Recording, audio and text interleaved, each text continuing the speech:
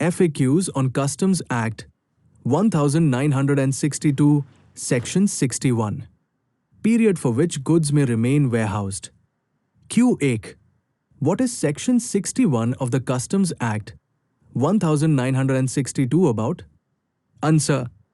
Section 61 specifies the maximum period for which imported goods can remain stored in a customs warehouse without payment of duty. Q2. What is the normal warehousing period under Section 61? Answer. Generally, capital goods up to 5 years, other goods up to 1 year, subject to amendments and notifications. Q3. Who decides the warehousing period? Answer. The warehousing period is prescribed by law, and extensions may be granted by the proper officer. Q4. Can the warehousing period be extended? Answer. Yes. The proper officer may grant extension for sufficient cause. Q5. Is interest payable if goods remain warehoused? Answer. Yes. Interest is payable on duty if goods remain warehoused beyond a prescribed period as per law. Q6. What happens if goods are not cleared after the warehousing period? Answer. Such goods are treated as improperly removed, and duty, interest, and penalties may be recovered. Q7. Does Section 61 apply to both public and private warehouse? Answer. Yes. It applies to both public and private warehouse. Q8. Is customs duty payable during the warehousing period? Answer. No. Duty is deferred during the warehousing period and paid only at the time of clearance.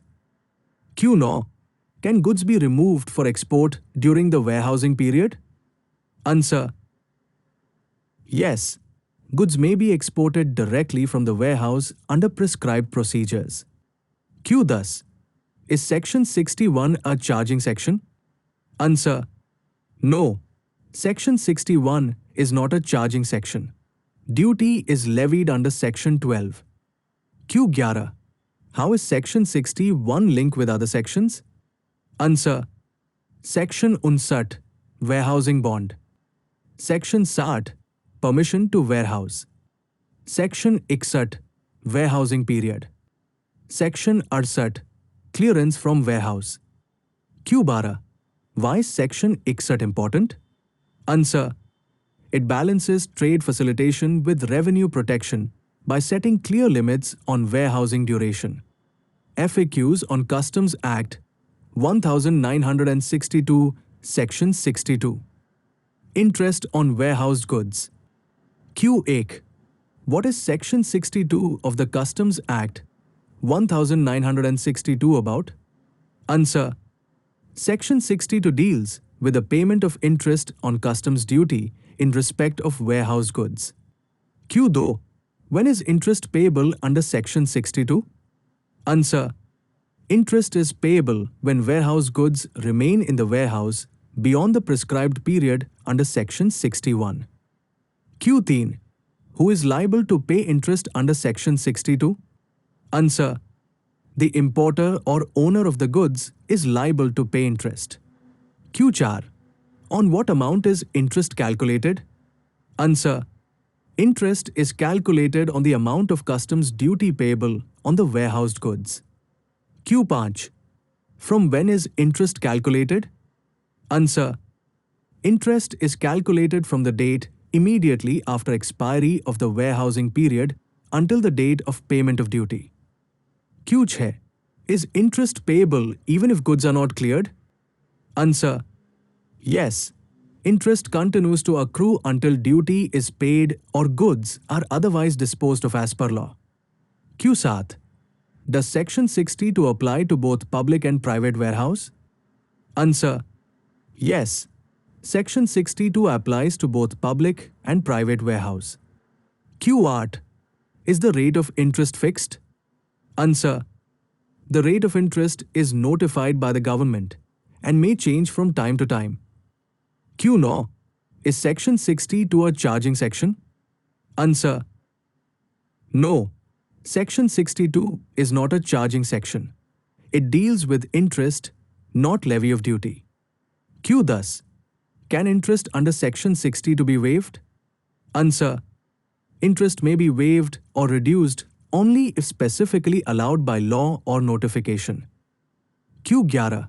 How is Section 60 to link with other sections? Answer. Section 61, warehousing period.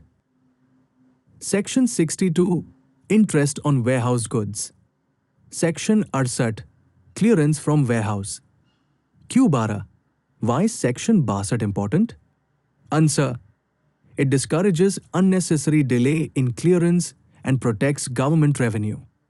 FAQs on Customs Act 1962, Section 63.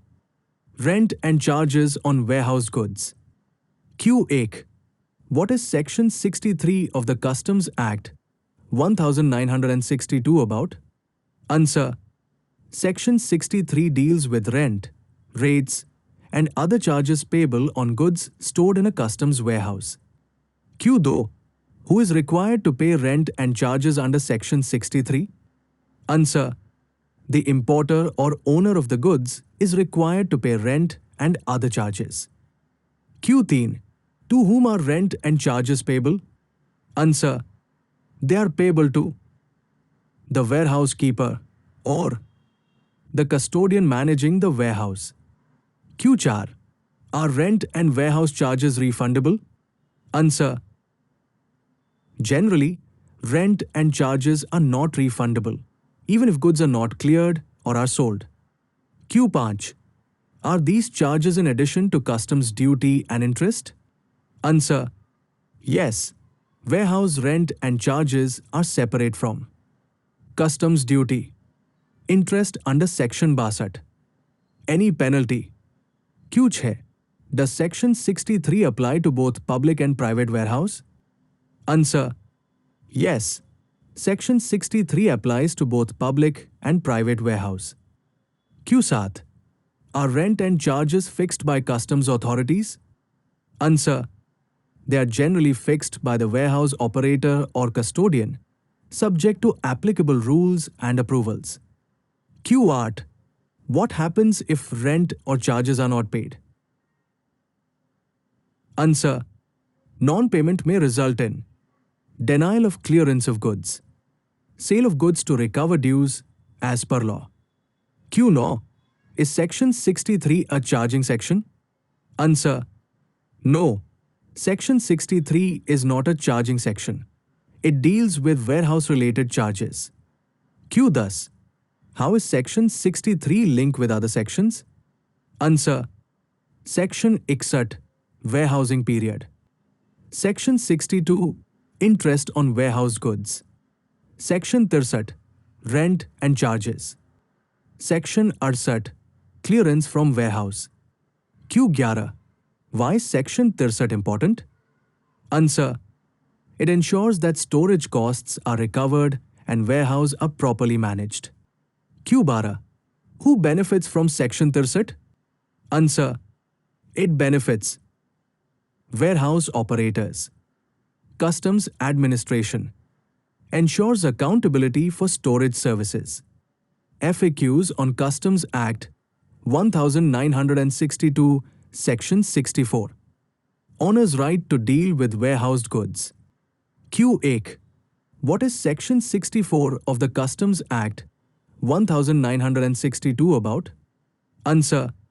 Section 64 allows the owner of warehouse goods to deal with those goods in certain permitted ways while they remain in a customs warehouse. Q. Though, what does deal with warehouse goods mean? Answer. It means the owner may inspect the goods, sort or separate the goods, repack or relabel the goods, show samples, carry out permitted operations under customs supervision. Q. 3. Is customs permission required under Section 64? Answer. Yes. All activities must be done with the permission of the proper officer of customs. Q. 4. Can warehouse goods be processed or manufactured under Section 64? Answer. No. Manufacture or processing is not allowed under Section 64. Only limited activities are permitted unless specifically allowed under other provisions. Q5. Why does the law allow dealing with warehouse goods? Answer. To help importers identify and manage inventory, prepare goods for sale or clearance, avoid unnecessary delays after clearance. Q6. Does dealing with goods under Section 64 amount to clearance? Answer. No. The goods remain warehoused and customs duty is not payable merely because of these activities. Q7. Can goods be removed from the warehouse under Section 64? Answer. No. Goods cannot be removed from the warehouse except for home consumption, Section 68, or for export as permitted under law. Q8. Who bears responsibility for the goods during such operations? Answer. The owner-importer remains responsible for the goods and any loss or damage. Q9. Does Section 64 apply to both public and private warehouse? Answer. Yes. Section 64 applies to both public and private warehouse. Q thus. Is Section 64 a charging section? Answer. No. Section 64 is not a charging section. Customs duty is levied under Section 12. Q11. How is Section 64 linked with other sections? Answer. Section 59, Warehousing Bond. Section 60, Permission to warehouse. Section 61, Warehousing period. Section 64, Owner's right to deal with goods. Section 68, Clearance from warehouse. Q12. Why is Section 64 important? Answer. It provides operational flexibility to importers while ensuring customs control and revenue safety. FAQs on Customs Act 1962, Section 65. Manufacture and other operations in relation to warehoused goods. Q8. What is Section 65 of the Customs Act 1962 about? Answer. Section 65 allows manufacture and other operations to be carried out on warehouse goods with permission of customs authorities. Q2. Who can permit manufacture or operations under Section 65? Answer. The Principal Commissioner or Commissioner of Customs grants permission. Q3. What types of operations are allowed under Section 65? Answer. Permitted operations may include manufacturing, processing, repacking, assembly, labeling, as specified by customs. Q4. Where can these operations be carried out? Answer.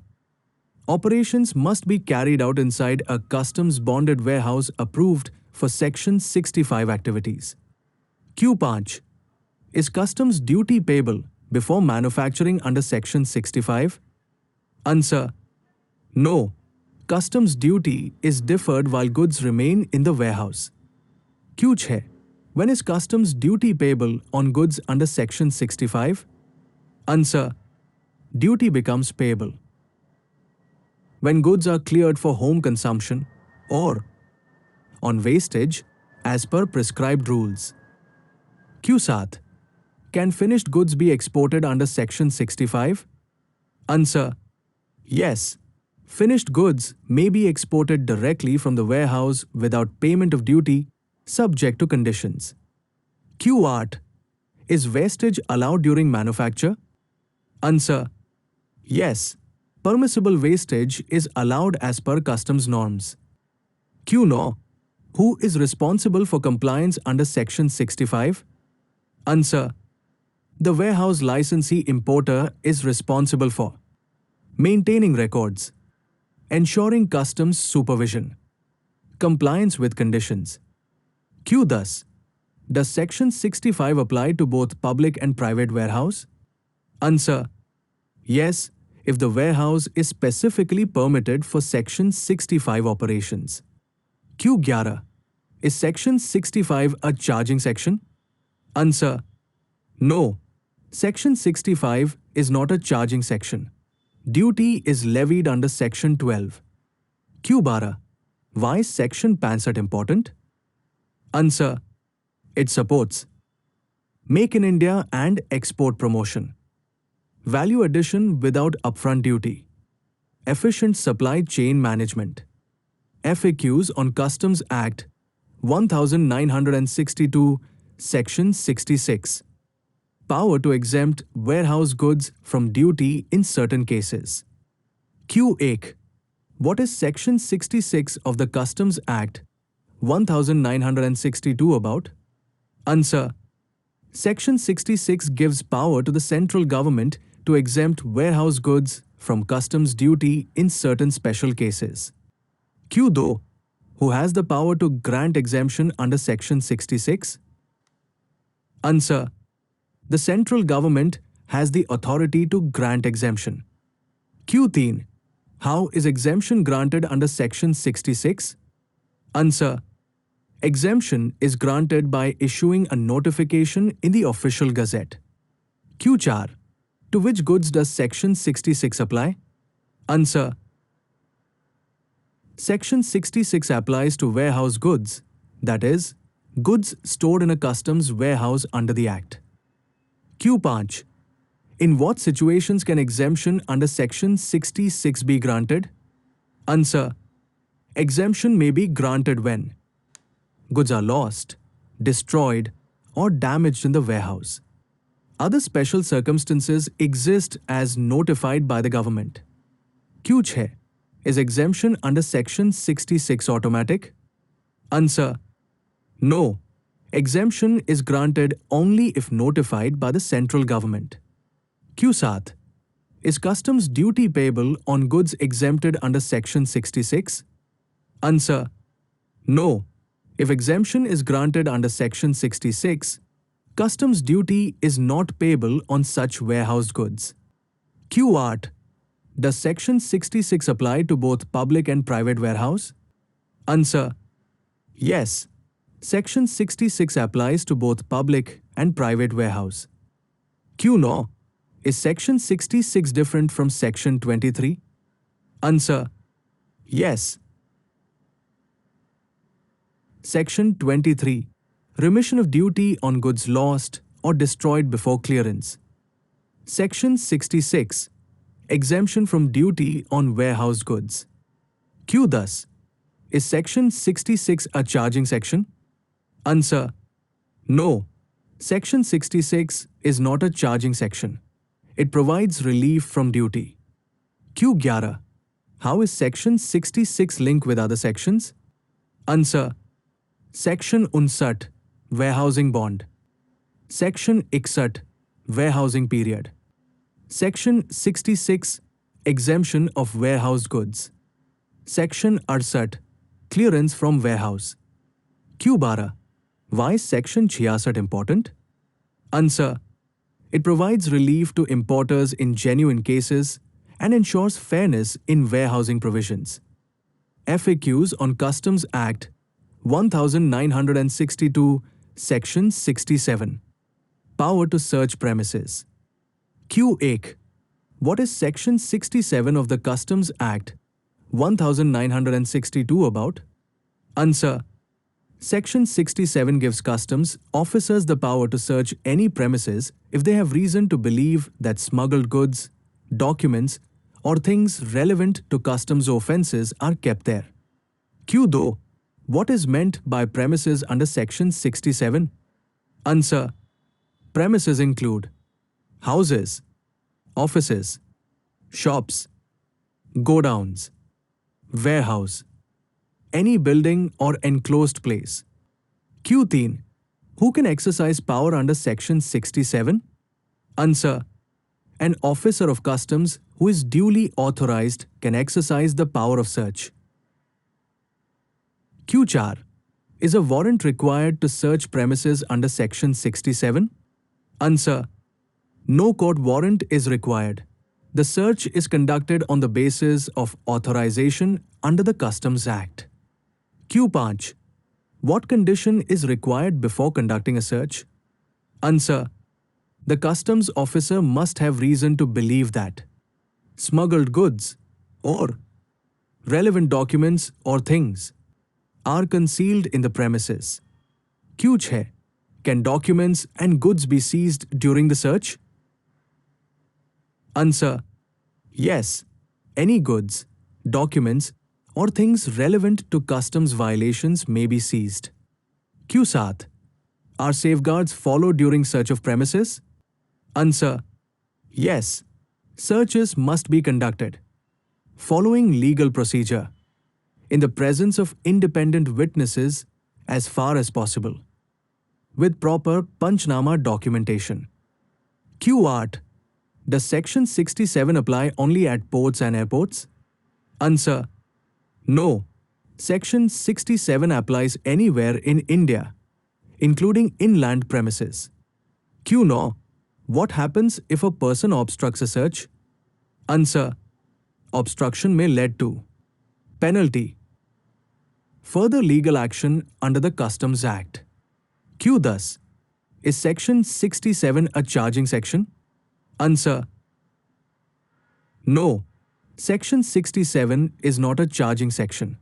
It is an enforcement provision. Q11. How is Section 67 different from Section 41? Answer. Section 41, Search of persons. Section 67, Search of premises. Q12. Why is Section 67 important? Answer.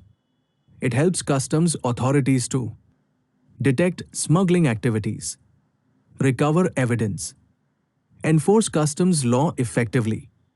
FAQs on Customs Act 1962, Section 68. Clearance of warehouse goods for home consumption. Q8. What is Section 68 of the Customs Act 1962 about? Answer. Section 68 deals with the clearance of warehouse goods for home consumption after warehousing. Q2. When can warehouse goods be cleared under Section 68? Answer. Warehouse goods can be cleared when ex-bond bill of entry is filed, customs duty, interest, and charges are paid. Other conditions of the Act are complied with. Q3. Who is required to file the ex-bond bill of entry? Answer. The importer or owner of the goods files the ex-bond bill of entry. Q4. What duties are payable at the time of clearance under Section 68? Answer. The importer must pay customs duty applicable on the date of filing ex-bond bill of entry, interest, if applicable, any other charges payable. Q5. What rate of duty applies under Section 68? Answer. The rate of duty and tariff value applicable is the one in force on the date of filing the ex-bond bill of entry. Q6. Is assessment required again at the time of clearance? Answer. Yes. Goods are assessed at the time of clearance based on the ex-bond bill of entry. Q7. Who grants clearance under Section 68? Answer. The proper officer of customs grants clearance for home consumption. Q8. Can warehouse goods be cleared partially? Answer. Yes. Partial clearance of warehouse goods is allowed subject to compliance. Q9. Does Section 68 apply to export of warehouse goods? Answer. No. Export of warehouse goods is governed by Section 69, not Section 68. Q10. Is Section 68 a charging section? Answer. No. Section 68 is not a charging section. Duty is levied under Section 12. Q11. How is Section 68 linked with other sections? Answer. Section 59, Warehousing Bond. Section 61, Warehousing Period. Section 62, Interest on warehouse goods. Section 68, Clearance for home consumption. Q12. Why is Section 68 important? Answer. It provides the final step for release of warehouse goods into the Indian market after duty payment. FAQs on Customs Act 1962, Section 69. Export of warehoused goods. Q1. What is Section 69 of the Customs Act 1962 about? Answer. Section 69 deals with the export of warehouse goods without clearing them for home consumption. Q2. What are warehouse goods? Answer. Warehouse goods are imported goods stored in a customs warehouse under Sections 57, 58 and 60 without payment of customs duty. Q3. Can warehouse goods be exported without payment of customs duty? Answer. Yes. Under Section 69, warehouse goods can be exported without payment of import duty subject to conditions. Q4. What conditions must be fulfilled for export under Section 69? Answer. The exporter must file a shipping bill of export, obtain permission of the proper officer, comply with customs procedures and documentation. Q5. Who grants permission for export of warehouse goods? Answer. The proper officer of customs grants permission. Q6. Is an ex-bond bill of entry required under Section 69? Answer. No. Ex-bond bill of entry is required under Section 68, not under Section 69. Q7. Can warehouse goods be exported partially? Answer. Yes. Partial export of warehouse goods is permitted, subject to compliance. Q8. Is interest payable on warehouse goods exported under Section 69? Answer. Generally, no interest is payable, since duty is not required to be paid on exported goods. Q9. What happens to the warehousing bond when goods are exported? Answer. The warehousing bond is discharged to the extent of goods exported. Q. Thus, does Section 69 apply to goods manufactured under Section 65? Answer. Yes. Goods manufactured or processed in a warehouse under Section 65 may also be exported under Section 69. Q11. Is Section 69 a charging section? Answer. No. Section 69 is not a charging section. It provides a facility for export. Q12. How is Section 69 linked with other sections? Answer. Section 59, Warehousing Bond. Section 65, Manufacture in Warehouse. Section 68, Clearance for Home Consumption. Section 69, Export of Warehouse Goods. Q13. Why is Section 69 important? Answer. It promotes re-export trade, duty-free exports, efficient logistics and warehousing operations. FAQs on Customs Act 1962, Section 70. Transfer of warehoused goods. Q1. What is Section 70 of the Customs Act 1962 about? Answer. Section 70 allows transfer of warehouse goods from one warehouse to another without payment of customs duty, subject to customs permission. Q2. What is meant by transfer of warehouse goods? Answer. It means movement of goods stored in one customs warehouse to another customs warehouse while they remain under customs control. Q3. Is payment of customs duty required at the time of transfer? Answer. No. Customs duty is not payable at the time of transfer under Section 70. Q4. Who grants permission for transfer under Section 70? Answer. The proper officer of customs grants permission for transfer. Q5. Can goods be transferred between warehouses in different cities? Answer. Yes. Goods can be transferred between warehouse in the same customs station or warehouse in different customs stations subject to permission. Q6. Is execution of bond required for transfer? Answer: yes. The transfer is allowed subject to the warehousing bond executed under Section 59. Q. 7. Who is responsible for goods during transfer? Answer: the importer or warehouse licensee remains responsible for the goods until they are safely received in the destination warehouse. Q. 8. What happens if goods are lost during transfer? Answer: if goods are lost or not accounted for, customs duty, interest, and penalty may be recovered under the bond. Q. 9. Does Section 70 apply to both public and private warehouse? Answer: yes. Section 70 applies to both public and private warehouse.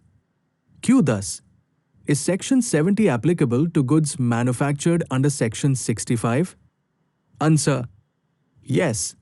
Goods manufactured or processed in a warehouse under Section 65 can also be transferred under Section 70. Q. 11. Is Section 70 a charging section? Answer: no. Section 70 is not a charging section. Duty is levied under Section 12. Q. 12. How is Section 70 linked with other sections? Answer: Section 59, Warehousing Bond. Section 60, Permission to Warehouse. Section 69, Export of Warehoused Goods. Section 70, Transfer of Warehoused Goods. Q. 13. Why is Section 70 important? Answer: it provides logistical flexibility, supports efficient supply chains, and allows importers to manage inventory across locations without immediate duty payment. FAQs on Customs Act 1962, Section 71. Goods not to be taken out of warehouse except as provided by the Act. Q. 8. What is Section 71 of the Customs Act 1962 about? Answer: Section 71 provides that warehouse goods shall not be taken out of a warehouse except in accordance with the provisions of the Customs Act. Q. Though, what is the main objective of Section 71? Answer: to ensure strict customs control over warehouse goods and prevent unauthorized removal or misuse. Q. 13. When can warehouse goods be legally removed? Answer: warehouse goods can be removed only for home consumption under Section 68, for export under Section 69, for transfer to another warehouse under Section 70, as otherwise permitted under the Act. Q. 4. Can warehouse goods be removed without customs permission? Answer: no. Removal without customs permission is strictly prohibited. Q. 5. Who is responsible for ensuring compliance with Section 71? Answer: the importer owner of goods and the warehouse licensee are responsible. Q. 6. What happens if goods are removed in violation of Section 71? Answer: such goods are treated as improperly removed and customs duty becomes immediately payable. Interest and penalty may be imposed. Action may be taken under the warehousing bond. Q. 7. Does Section 71 apply to both public and private warehouse? Answer: yes. Section 71 applies to all types of customs warehouse. Q. 8. Is partial removal of goods allowed? Answer: yes, but only with customs permission and in accordance with Sections 68, 69, or 70. Q. 9. Does Section 71 apply to goods manufactured under Section 65? Answer: yes. Goods manufactured or processed in a warehouse under Section 65 are also covered by Section 71. Q. Thus, is Section 71 a charging section? Answer: no. Section 71 is not a charging section. It is a control and enforcement provision. Q. 11. How is Section 71 linked with other sections? Answer: Section 59, Warehousing Bond. Section 68, Clearance for Home Consumption. Section 69, Export of Warehoused Goods. Section 70 Transfer of warehoused goods. Section 71 Restriction on removal. Q12. Why is Section 71 important? Answer. It safeguards government revenue, ensures discipline in warehousing, and prevents illegal diversion of goods. FAQs on Customs Act 1962, Section 72. Goods improperly removed from warehouse, etc. Q8. What is Section 72 of the Customs Act 1962 about? Answer. Section 72 deals with situations where warehouse goods are improperly removed or not accounted for, and provides for recovery of customs duty, interest, and penalties. Q2. When is Section 72 attracted? Answer. Section 72 applies when warehouse goods are removed without permission, or goods are not removed within the permitted warehousing period, or goods are not duly accounted for, or conditions of the warehousing bond are violated. Q3. What is meant by improper removal? Answer. Improper removal means taking goods out of the warehouse without following sections 68, 69, or 70, or without customs permission. Q4. Who is liable under Section 72? Answer. The importer owner of the goods and the warehouse licensee, as per the warehousing bond, may be held liable. Q5. What amounts become payable under Section 72? Answer. The following become payable: customs duty, interest, penalty, if applicable. Q6. On what date is duty calculated under Section 72? Answer. Duty is calculated at the rate and valuation applicable on the date of improper removal or default. Q7. Is a show cause notice required under Section 72? Answer. Generally, yes. Customs follows due process, including issuance of notice and opportunity of hearing. Q8. Does Section 72 apply even if goods are lost or destroyed? Answer. Yes, unless remission or exemption is granted under Sections 23 or 66 as applicable. Q9. Does Section 72 apply to goods manufactured under Section 65? Answer. Yes, goods manufactured or processed in a warehouse are also covered. Q10. Is Section 72 a charging section? Answer. No. Section 72 is not a charging section. Duty is levied under Section 12. Section 72 provides for recovery. Q11. How is Section 72 linked with other sections? Answer. Section 59, Warehousing Bond. Section 61, Warehousing Period. Section 71, Restriction on Removal. Section 72, Recovery for Improper Removal. Q12. Why is Section 72 important? Answer. It ensures strict control over warehouse goods, protects government revenue, and enforces discipline in warehousing operations. FAQs on Customs Act 1962, Section 73. Cancellation and return of warehousing bond. Q8. What is Section 73 of the Customs Act 1962 about? Answer. Section 73 deals with the cancellation and return of the warehousing bond after warehouse goods are properly cleared, exported, or otherwise duly accounted for. Q2. When can a warehousing bond be cancelled under Section 73? Answer. The bond can be cancelled when warehouse goods are cleared for home consumption, Section 68, or goods are exported, Section 69, or goods are transferred to another warehouse, Section 70, or goods are otherwise disposed of according to law. Q3. Who cancels the warehousing bond? Answer. The proper officer of customs cancels the bond after verifying compliance. Q4. What does return of bond mean? Answer. It means the discharge of the importer's liability under the warehousing bond and return release of any security or guarantee furnished. Q5. Is payment of customs duty required before bond cancellation? Answer. Yes, where applicable. All customs duty, interest, and charges must be paid before the bond is cancelled, except in cases of export without duty. Q6. Can a bond be cancelled partially? Answer. Yes.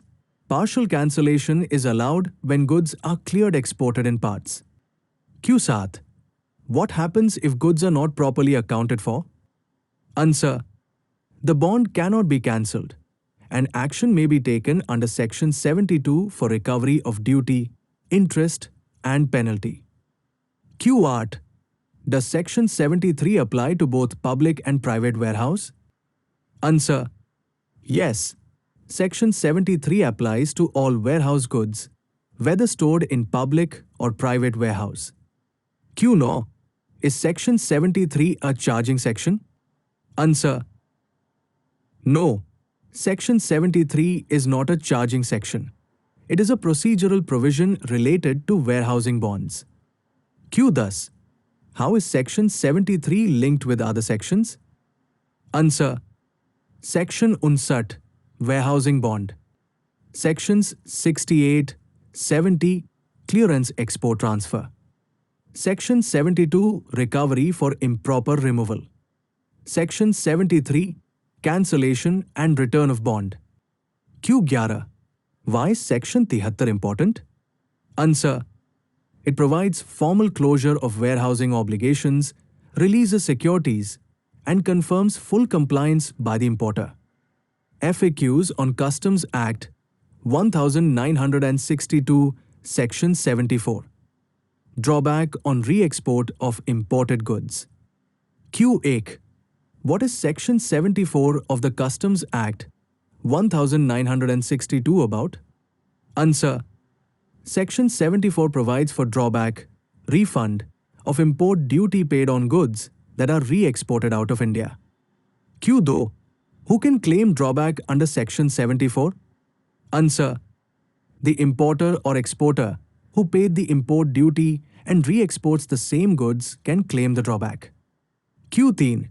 What is meant by drawback under Section 74? Answer.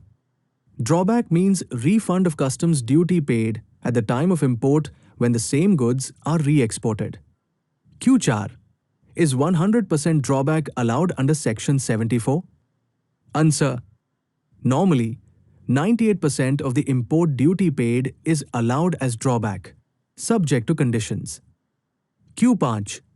What is the time limit for re-export under Section 74? Answer. Goods must generally be re-exported within 2 years from the date of payment of import duty. This period may be extended by customs authorities. Q6. Are goods allowed to be used before re-export? Answer. Yes. Limited use is allowed, but the identity of goods must remain intact. Drawback may be reduced depending on the extent of use. Q7. Is identification of goods necessary? Answer. Yes. The goods must be clearly identifiable as the same goods that were imported. Q8. What documents are required to claim drawback under Section 74? Answer.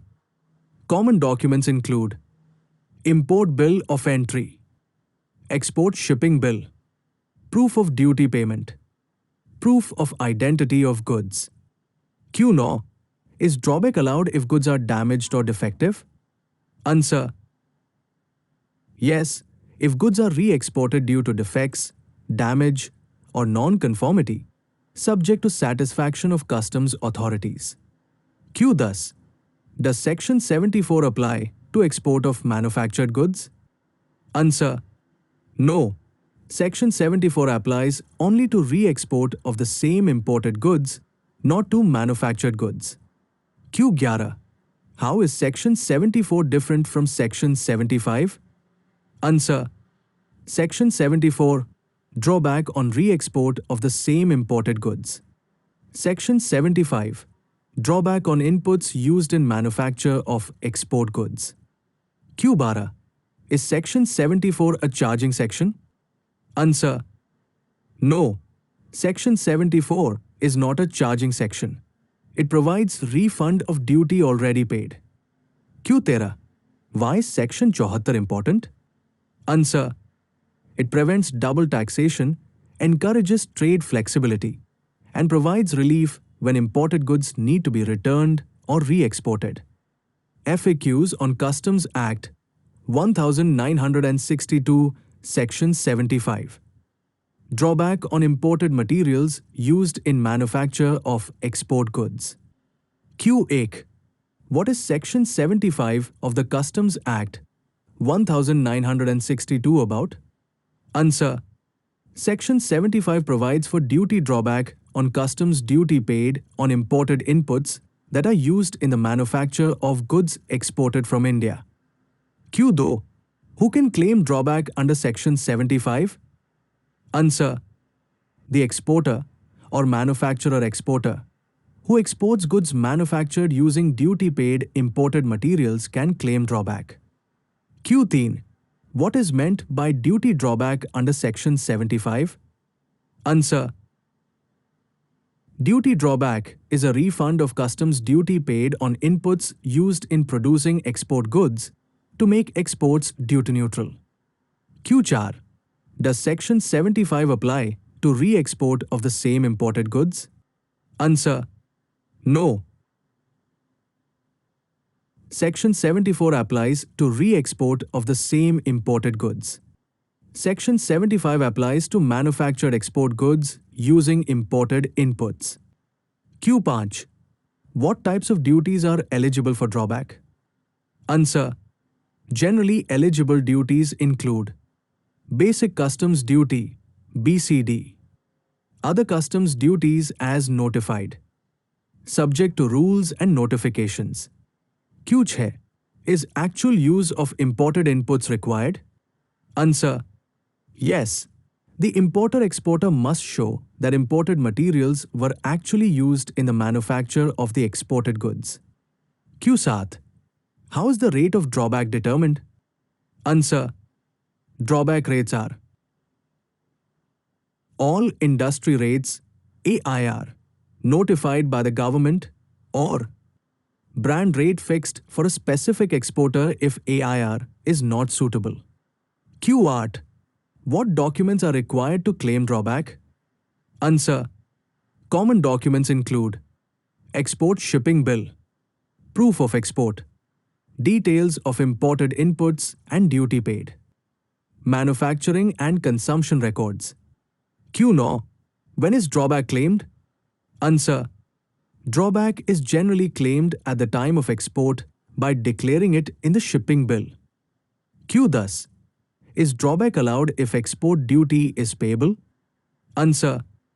Drawback may be restricted or not allowed if export duty is payable as per rules and notifications. Q11. Is Section 75 a charging section? Answer. No. Section 75 is not a charging section. It provides refund relief of duty to promote exports. Q12. Why is Section 75 important? Answer. It promotes exports, avoids cascading of taxes, makes Indian goods competitive in global markets. Q13. How is Section 75 implemented? Answer. Through the customs and central excise duties drawback rules and notifications issued by the government. FAQs on Customs Act 1962, Section 76. No drawback allowed in certain cases. Q8. What is Section 76 of the Customs Act 1962 about? Answer. Section 76 specifies cases where duty drawback is not allowed, even if goods are exported. Q2. What is the main purpose of Section 76? Answer. to prevent misuse of the drawback scheme and ensure that drawback is given only in genuine cases. Q3. When is drawback not allowed under Section 76? Answer. Drawback is not allowed when export goods are manufactured or processed in a warehouse, or goods are manufactured using warehoused materials unless specifically permitted by law. Q4. Does Section 76 apply to drawback under Section 75? Answer. Yes. Section 76 places restrictions on drawback claims under Section 75 in specified cases. Q5. Is drawback allowed if goods are exported from a warehouse? Answer. Generally, no drawback is allowed if goods are exported directly from a warehouse unless permitted by specific provisions or notifications. Q6. Does Section 76 apply to export under Section 69? Answer. Yes. When warehouse goods are exported under Section 69, drawback is not allowed since no import duty was paid. Q7. Why is drawback not allowed in such cases? Answer. Because no duty has actually been paid, or allowing drawback would result in double benefit. Q8. Is Section 76 a charging section? Answer. No.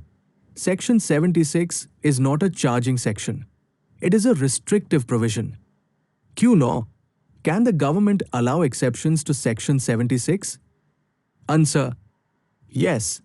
The central government may allow exceptions through rules or notifications. Q. Thus, how is Section 76 linked with other sections? Answer. Section 69 Export of warehouse goods. Section 74 Drawback on re-export. Section 75 Drawback on inputs. Section 76 Restriction on drawback.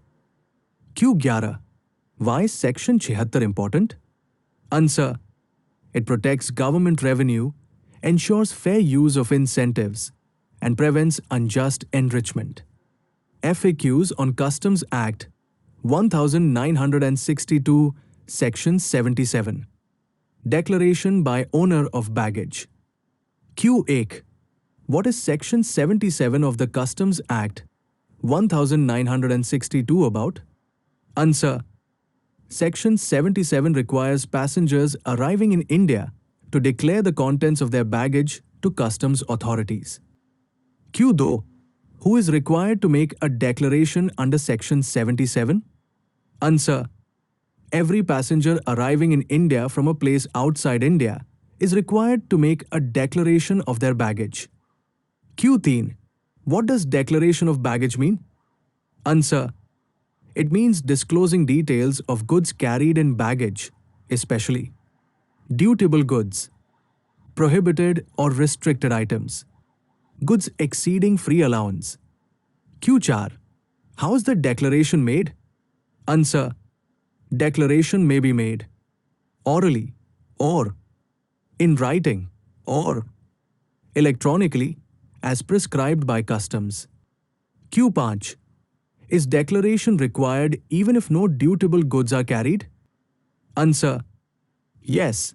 If required by customs, a passenger must still declare baggage, even if it contains only personal effects. Q6. What types of goods must be declared? Answer. Goods such as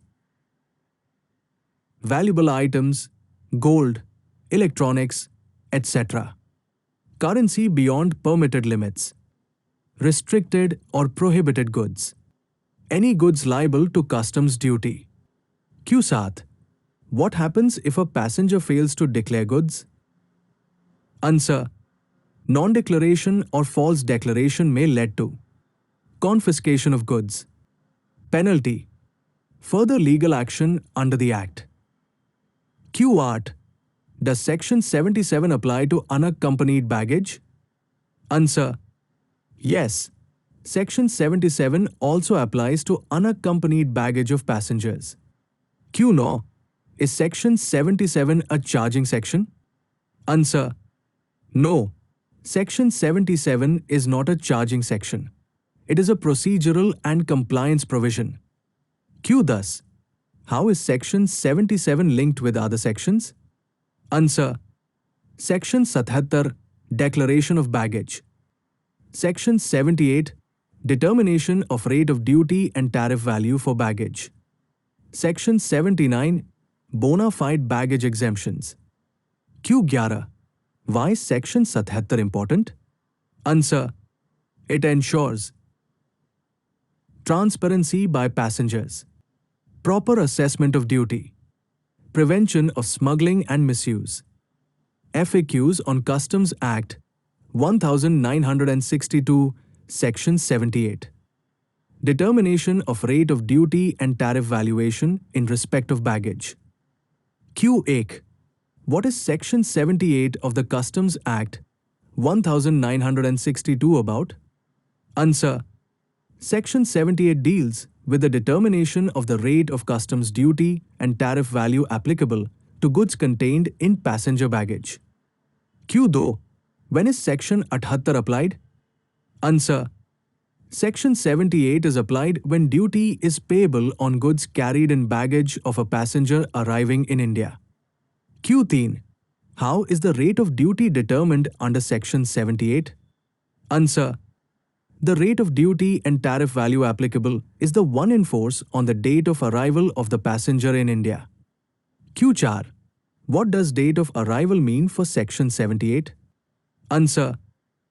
It means the date on which the aircraft, vessel, or conveyance arrives in India carrying the passenger.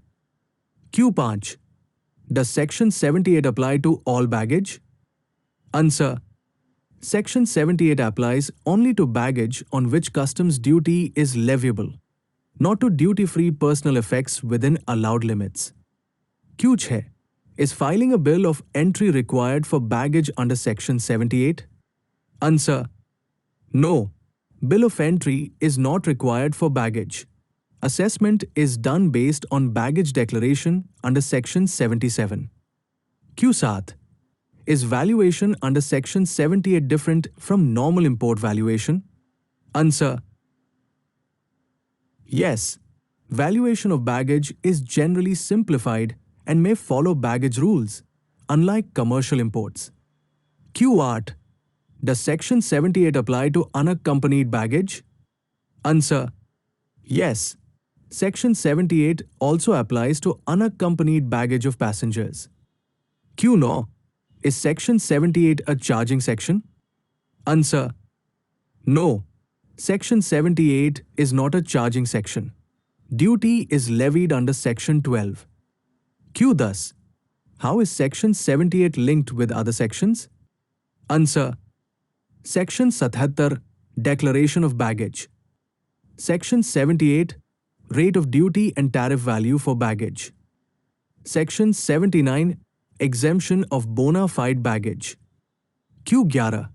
Why is Section 78 important? Answer. It ensures uniform assessment of baggage duty, clarity on applicable duty rates, smooth and fair customs clearance for passengers, FAQs on Customs Act 1962, Section 79, bona fide baggage exempt from duty. Q8. What is Section 79 of the Customs Act 1962 about? Answer. Section 79 provides exemption from customs duty for bona fide baggage of passengers, subject to conditions and limits. Q2. What is meant by bona fide baggage? Answer. Bona fide baggage includes personal effects of the passenger, goods for personal use, not for sale or trade, items within the duty-free allowance prescribed by rules. Q13. Who is eligible for exemption under Section 79? Answer. Passengers arriving in India are eligible, subject to duration of stay abroad, nature and quantity of goods, applicable baggage rules. Q4. Is the exemption automatic for all baggage? Answer. No. Exemption applies only to bona fide baggage and within prescribed limits. Q5. Are there any limits on the exemption? Answer. Yes. Exemption limits are prescribed under baggage rules and may vary based on passenger category, resident, tourist, crew, etc. Duration of stay abroad. Q6. What types of goods are generally not covered as bona fide baggage? Answer. Goods such as commercial quantities, prohibited or restricted items, goods meant for trade or sale, are not treated as bona fide baggage. Q7. Is declaration under Section 77 still required? Answer. Yes. Even if goods are claimed as bona fide baggage, declaration is required when demanded by customs. Q8. Does Section 79 apply to unaccompanied baggage? Answer. Yes. Exemption may apply to unaccompanied baggage, subject to the same conditions and limits. Q9. Is Section 79 a charging section? Answer.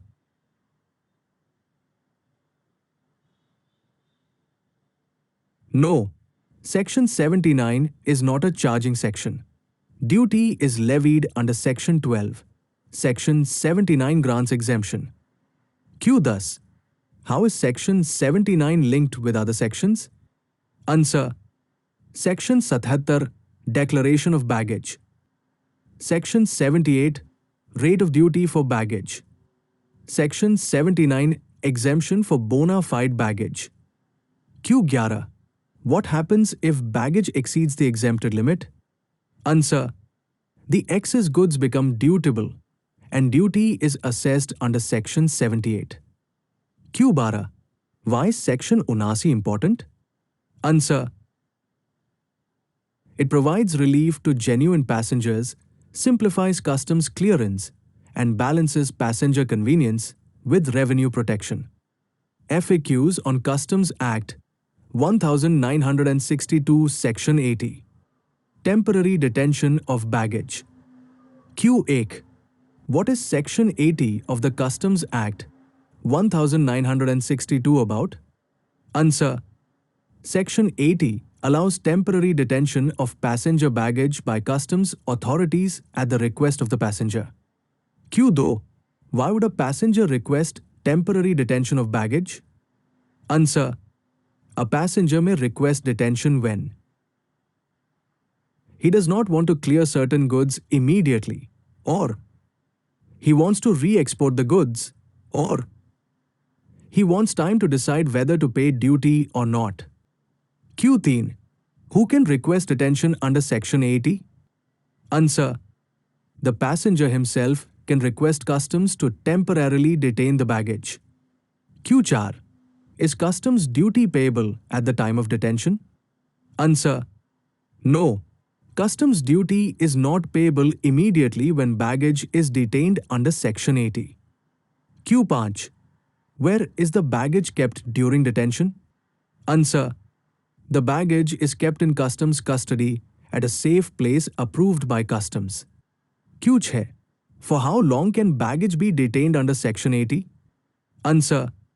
The baggage can be detained for a reasonable period as permitted by the proper officer of customs. Q7. What happens after the detention period? Answer. After detention, the passenger may clear the baggage on payment of duty, or re-export the baggage, or take action as permitted by customs law. Q8. Does Section 80 apply to prohibited goods? Answer. No. Prohibited goods cannot be detained under Section 80 and are dealt with under confiscation provisions. Q9. Is Section 80 a charging section? Answer. No. Section 80 is not a charging section. It is a facilitative provision for passengers. Q. Thus, how is Section 80 linked with other sections? Answer. Section 77 Declaration of baggage. Section 78 Rate of duty for baggage. Section 79 Exemption for bona fide baggage. Section 80. Temporary detention of baggage. Q11. Why is Section 80 important? Answer. It provides flexibility and convenience to passengers, avoids immediate duty burden, and allows lawful options like re-export. FAQs on Customs Act 1962, Section 81. Clearance of baggage detained under Section 80. Q8. What is Section 81 of the Customs Act 1962 about? Answer. Section 81 deals with the clearance or disposal of baggage that has been temporarily detained under Section 80. Q2. When does Section 81 apply? Answer. It applies after baggage has been detained at the request of the passenger under Section 80. Q3. How can detained baggage be cleared under Section 81? Answer. Detained baggage may be cleared by payment of applicable customs duty or re-export of the baggage or any other manner permitted by the proper officer. Q4. Who grants permission for clearance under Section 81? Answer. The proper officer of customs grants permission for clearance or disposal. Q5. Is customs duty payable on clearance under Section 81? Answer. Yes. If the passenger chooses to clear the baggage for home consumption, customs duty must be paid as applicable. Q6. Can detained baggage be re-exported? Answer. Yes. The passenger may re-export the detained baggage without payment of import duty, subject to customs permission. Q7. What happens if the passenger does not take action within the allowed time? Answer. If no action is taken, the baggage may be disposed of or sold as per customs law and instructions of the proper officer. Q8. Does Section 81 apply to prohibited goods? Answer. No. Prohibited goods are not dealt with under Section 81 and are handled under confiscation provisions. Q9. Is Section 81 a charging section? Answer. No. Section 81 is not a charging section. Duty is levied under Section 12. Q thus. How is Section 81 linked with other sections? Answer. Section 77, Declaration of Baggage. Section 78, Rate of Duty for Baggage. Section 79, Exemption of bona fide baggage. Section 80, Temporary detention of baggage. Section 81, Clearance of detained baggage. Q11. Why is Section 81 important? Answer. It provides a clear legal mechanism for passengers to lawfully clear or re-export detained baggage, ensuring fairness and convenience. FAQs on Customs Act 1962, Section 82. Exemption of baggage in transit. Q8. What is Section 82 of the Customs Act 1962 about? Answer. Section 82 provides exemption from customs duty for baggage in transit through India. Q2. What is meant by baggage in transit? Answer. Baggage in transit means baggage of a passenger who is passing through India to another country without intending to stay or clear goods in India. Q3. Who is eligible for exemption under Section 82? Answer. Transit passengers whose baggage arrives in India only for transshipment and is meant to go onward to another country. Q4. Is customs duty payable on baggage in transit? Answer. No. No customs duty is payable on bona fide baggage in transit under Section 82. Q5. Does the passenger need to file a baggage declaration? Answer. Normally, no declaration for clearance is required, as the baggage is not meant for import into India. However, customs formalities may apply for control purposes. Q6. Can baggage in transit be opened or examined? Answer: yes. Customs may examine or check baggage if required for security or legal reasons. Q7. What happens if transit baggage is diverted for use in India? Answer: if baggage is diverted or cleared for use in India, Section 82 exemption will not apply, and customs duty may become payable. Q8. Does Section 82 apply to prohibited goods? Answer: no. Prohibited goods are not covered by the exemption and may be seized even if found in transit baggage. Q9. Is Section 82 a charging section? Answer: no. Section 82 is not a charging section. It grants exemption from duty otherwise leviable under Section 12. Q. Thus, how is Section 82 linked with other baggage provisions? Answer: Section 77 Declaration of Baggage. Section 78 Rate of duty for baggage. Section 79 Exemption for bona fide baggage. Section 82 Exemption for baggage in transit. Q11. Why is Section 82 important? Answer: it facilitates smooth international travel, avoids unnecessary duty on transit passengers, and supports efficient transshipment through India. FAQs on Customs Act 1962, Section 83. Application of certain provisions of the Act to baggage, drawback, and goods exported. Q8. What is Section 83 of the Customs Act 1962 about? Answer: Section 83 provides that certain provisions of the Customs Act, mainly relating to demand, recovery, interest, penalty, and refunds, shall also apply to baggage, duty drawback, and goods exported from India. Q2. Why is Section 83 needed? Answer: because some provisions of the Act are written mainly for imports, Section 83 extends their application to baggage, drawback, and exports to ensure uniform enforcement and recovery. Q3. Which types of matters are covered through Section 83?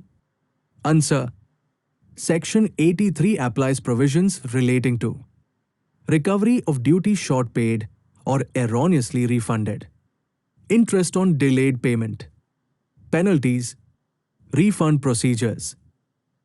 Q4. Does Section 83 itself impose duty or penalty? Answer: no. Section 83 is not a charging section.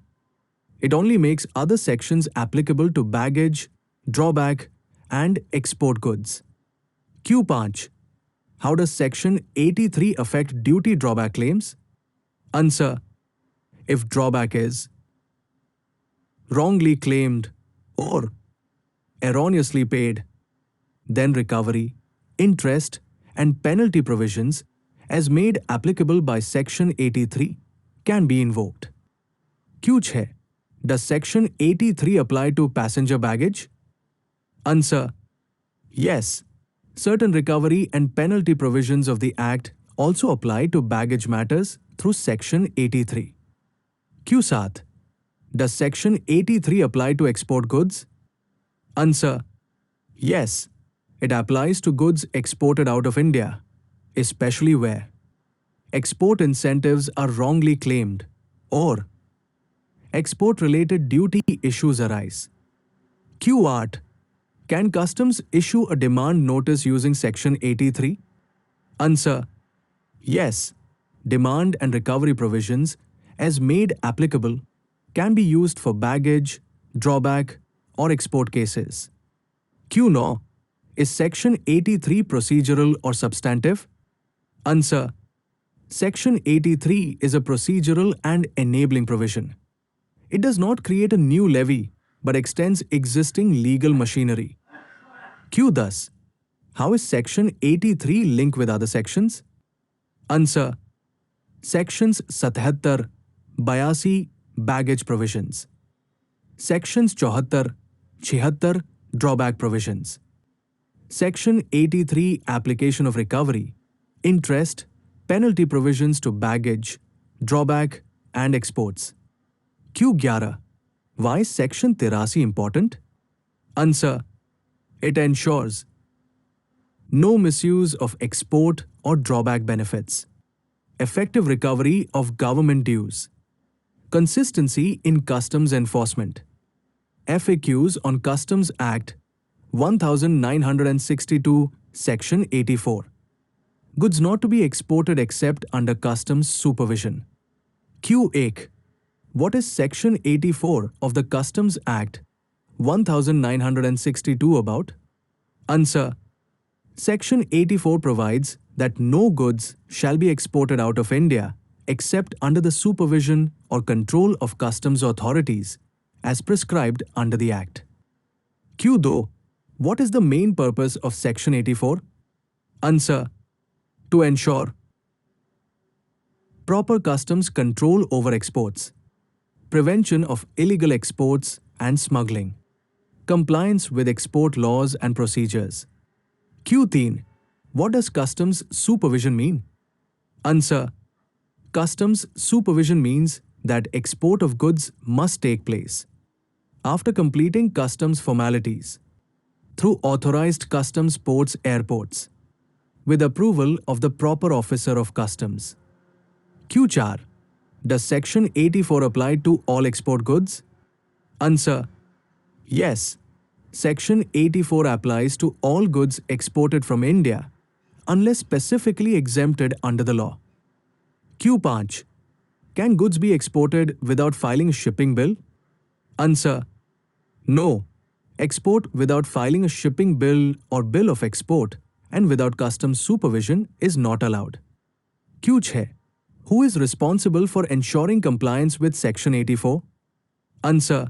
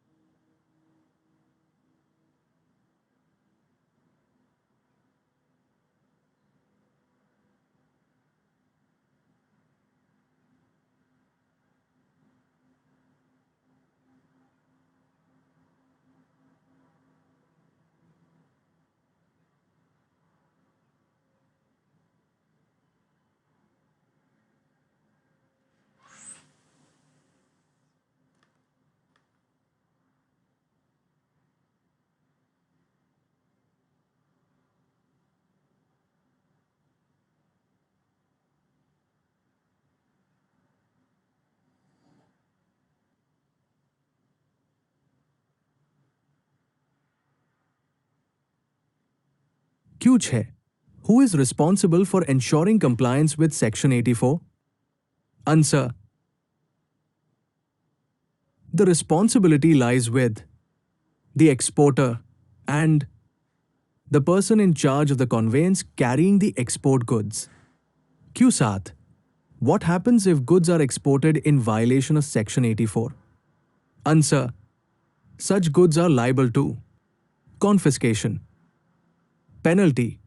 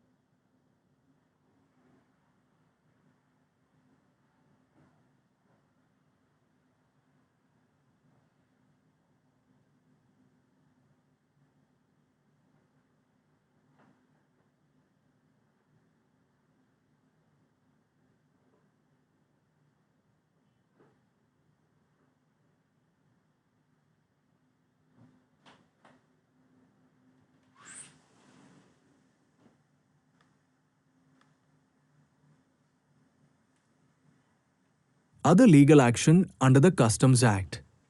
Q. Art. Does Section 84 apply to baggage exports? Answer.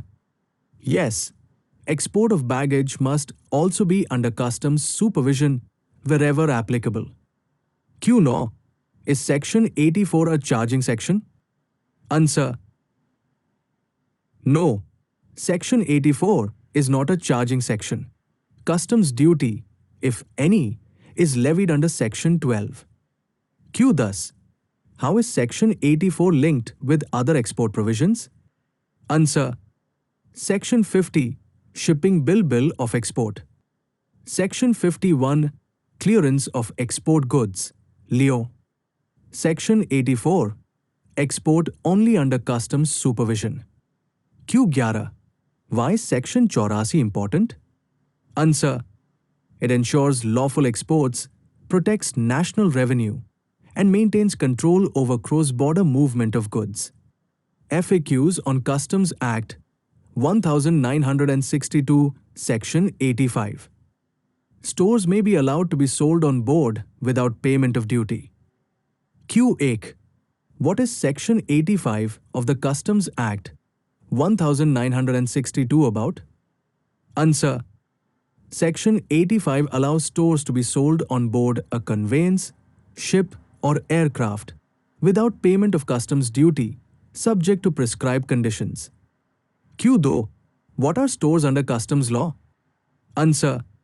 Stores include goods like food and beverages, fuel, spare parts, consumables, meant for use or sale on board a vessel or aircraft. Q. 3. On which conveyances does Section 85 apply? Answer. It applies to foreign-going vessels and foreign-going aircraft. Q. 4. Who allows sale of stores without payment of duty? Answer. The proper officer of customs allows such sale, subject to compliance with rules. Q. 5. Where can the stores be sold under Section 85? Answer. Stores may be sold on board the vessel or aircraft, usually to passengers, crew members. Q. 6. Is customs duty payable on such stores? Answer. No. Customs duty is not payable on stores sold on board, as permitted under Section 85. Q. 7. Are there any conditions attached to this benefit? Answer. Yes. Conditions include sale only on board, maintenance of proper records, compliance with customs instructions. Q. 8. Can stores be sold after the vessel aircraft arrives in India? Answer. Yes, but only as permitted by customs and within prescribed limits and procedures. Q. No. What happens if stores are sold in violation of Section 85? Answer. Violation may lead to demand of duty, penalty, confiscation of goods, if applicable. Q. Thus, is Section 85 a charging section? Answer. No. Section 85 is not a charging section. It provides an exemption facility subject to conditions. Q. 11. How is Section 85 linked with other sections? Answer. Section 87 Application of provisions relating to imported goods to stores. Section 86 Transit and transshipment of stores. Section 85 Sale of stores on board without duty. Q. 12. Why is Section 85 important? Answer. It facilitates international travel and shipping, on-board services for passengers and crew, smooth operation of foreign-going conveyances. FAQs on Customs Act 1962, Section 86. Transit and transshipment of stores. Q. 8. What is Section 86 of the Customs Act 1962 about? Answer. Section 86 deals with the transit and transshipment of stores meant for foreign-going vessels or aircraft. Q. Though, what are stores under Section 86? Answer. Stores include goods such as fuel, food and beverages, spare parts, consumables, meant for use or sale on board a vessel or aircraft. Q3. What is meant by transit of stores? Answer. Transit of stores means movement of stores through India without being used or cleared for home consumption in India. Q4. What is meant by transshipment of stores? Answer. Transshipment of stores means transfer of stores from one conveyance to another, e.g., from one ship to another, under customs control. Q5. Is customs duty payable on transit or transshipment of stores? Answer. No. Customs duty is not payable, provided conditions prescribed by customs are fulfilled. Q6. Who grants permission for transit or transshipment of stores? Answer. The proper officer of customs grants permission, subject to compliance with rules. Q7. Are there any conditions for allowing transit or transshipment? Answer. Yes.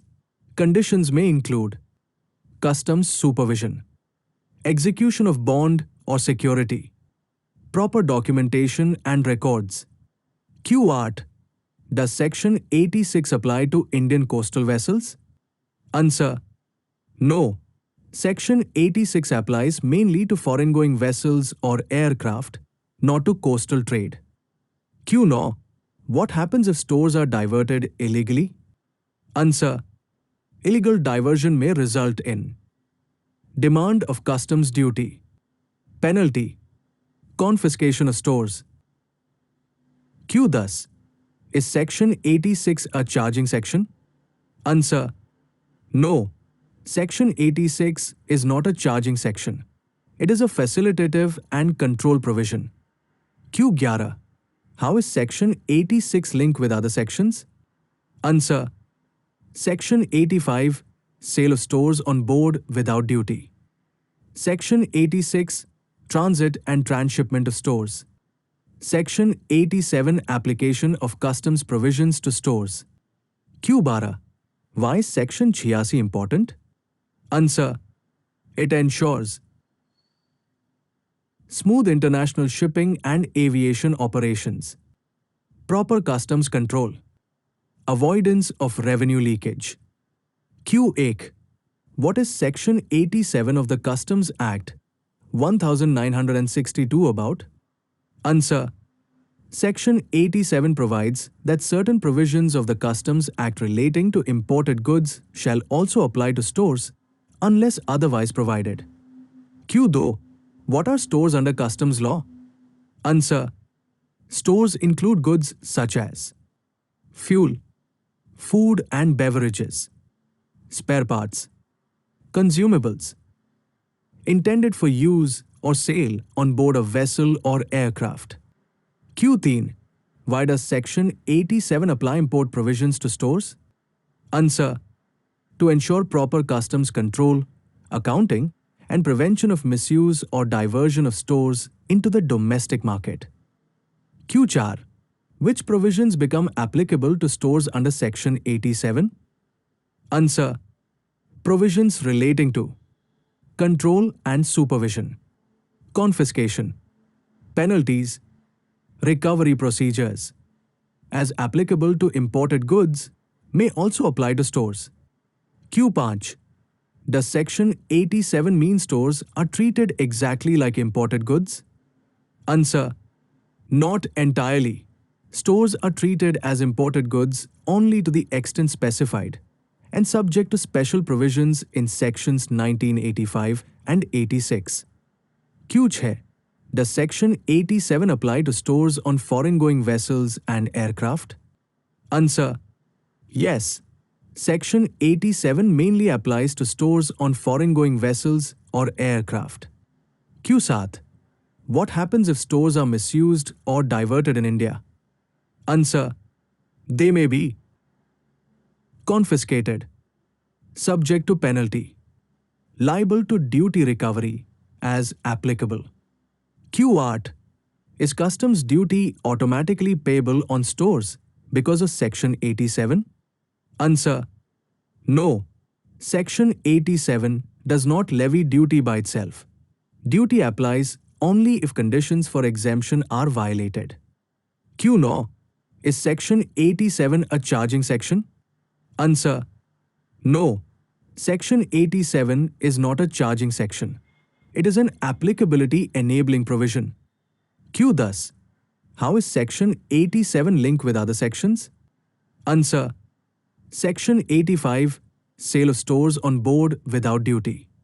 Section 86, Transit and transshipment of stores. Section 87, Application of import provisions to stores. Q11. Why is Section 87 important? Answer: It ensures effective regulation of stores, prevention of revenue leakage, uniform customs enforcement for stores, FAQs on Customs Act 1962, Section 88. Pilotage fees not to be taken into account for levy of duty. Q8. What is Section 88 of the Customs Act 1962 about? Answer: Section 88 provides that pilotage fees shall not be included while calculating the value of imported or exported goods for levy of customs duty. Q2. What are pilotage fees? Answer: Pilotage fees are charges paid for services of a marine pilot who guides a vessel safely into or out of a port. Q3. Why are pilotage fees excluded from customs valuation? Answer: Because pilotage fees are port-related service charges and not directly related to the value of goods. Therefore, they should not increase the customs duty burden. Q4. Does Section 88 apply to both imports and exports? Answer: Yes. Section 88 applies to both imported goods and exported goods. Q5. At what stage are pilotage fees excluded? Answer: They are excluded while determining the assessable value for levy of customs duty on imports and levy of export duty, if any. Q6. Are pilotage fees part of freight or transport cost? Answer: No. Pilotage fees are separate port charges and are not treated as freight. Q7. Does Section 88 override valuation rules? Answer: Yes. Section 88 specifically mandates exclusion of pilotage fees even if valuation rules are applied. Q8. Is Section 88 a charging section? Answer: No. Section 88 is not a charging section. It only clarifies what should not be included in value. Q9. What happens if pilotage fees are wrongly included in assessable value? Answer: It may lead to excess duty payment and importer-exporter may claim refund as per law. Q. Thus, how is Section 88 linked with other provisions? Answer: Section 12 Levy of Customs Duty. Section 14 Valuation of Goods. Section 88 Exclusion of pilotage fees. Q11. Why is Section 88 important? Answer: It ensures fair valuation of goods, avoidance of unjustified duty burden, clarity in customs valuation practices, FAQs on Customs Act 1962, Section 89. Stores may be consumed on board without payment of duty. Q8. What is Section 89 of the Customs Act 1962 about? Answer: Section 89 allows stores to be consumed on board a conveyance, ship, or aircraft without payment of customs duty, subject to prescribed conditions. Q2. What are stores under Section 89? Answer: Stores include goods such as fuel, food and beverages, spare parts, consumables, meant for use on board a vessel or aircraft. Q3. On which conveyances does Section 89 apply? Answer: It applies to foreign-going vessels and foreign-going aircraft. Q4. What does consumed on board mean? Answer. It means that the stores are used during the voyage or flight by crew or passengers or for operation and maintenance of the conveyance. Q5. Is customs duty payable on stores consumed on board? Answer. No. Customs duty is not payable on stores consumed on board if allowed under Section 89. Q6. Who allows consumption of stores without duty? Answer. The proper officer of customs allows consumption, subject to compliance with rules and conditions. Q7. Are there any conditions attached to this exemption? Answer. Yes. Conditions may include consumption only on board, maintenance of proper records, compliance with customs supervision, if required. Q8. Can stores be taken ashore without duty under Section 89? Answer. No. Stores allowed under Section 89 cannot be taken ashore without payment of duty and customs permission. Q9. What happens if stores are misused or diverted? Answer. Misuse or diversion may lead to demand of customs duty, penalty, confiscation of stores. Q. Thus, is Section 89 a charging section? Answer. No. Section 89 is not a charging section. It provides an exemption facility. Q11. How is Section 89 linked with other sections? Answer. Section 85, Sale of stores on board. Section 86, Transit and transshipment of stores. Section 87, Application of import provisions to stores. Section 89, Consumption of stores on board. Q12. Why is Section 89 important? Answer.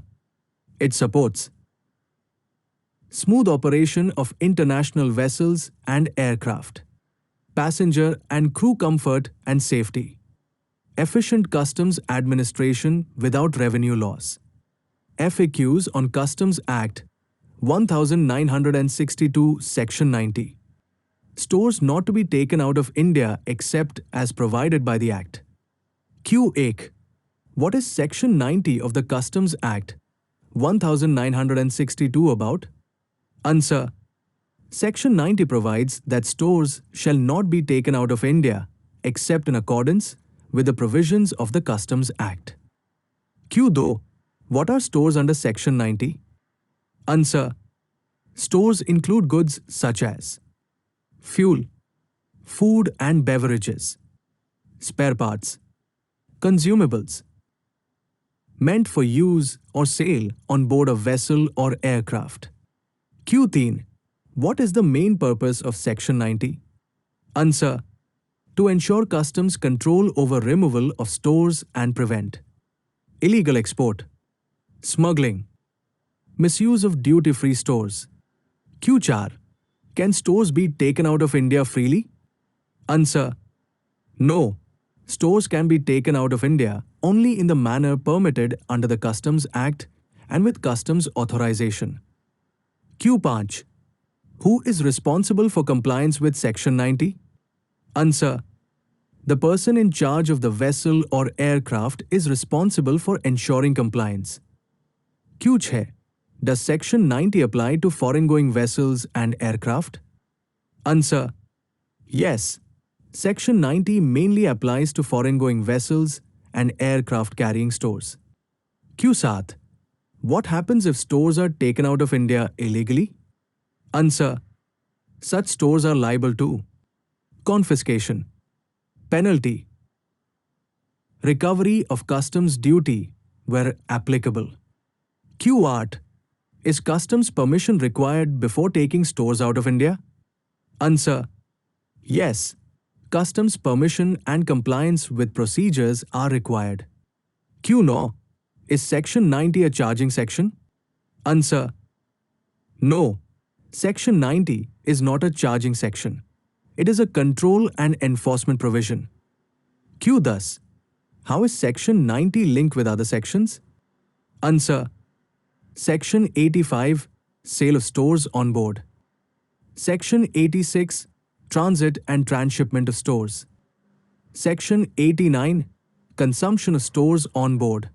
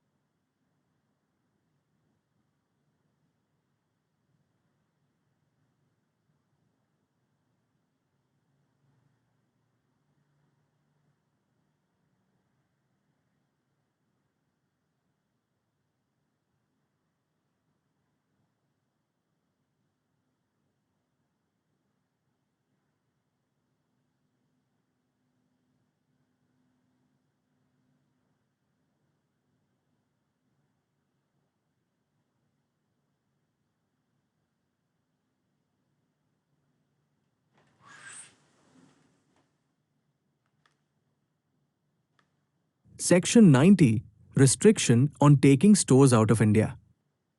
Q11. Why is Section 90 important? Answer. It ensures proper accounting of stores, protection of government revenue, effective customs supervision over stores,